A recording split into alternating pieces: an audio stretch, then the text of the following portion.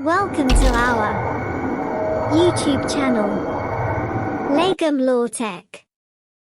You can subscribe us and like, share and comment also. LegumLawTech.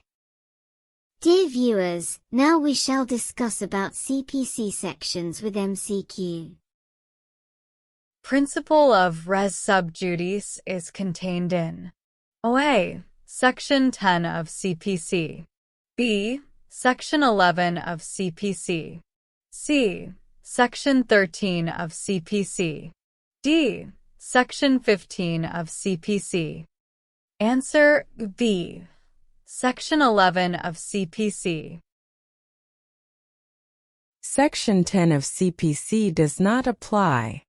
A. When the previous suit is pending in the same court. B. When the previous suit is pending in a foreign court. C. When the previous suit is pending in any other court in Bangladesh. D. When the previous suit is pending in a court outside Bangladesh established or contained by the central government. Answer B. When the previous suit is pending in a foreign court. Thanks for watching LegumLawTech.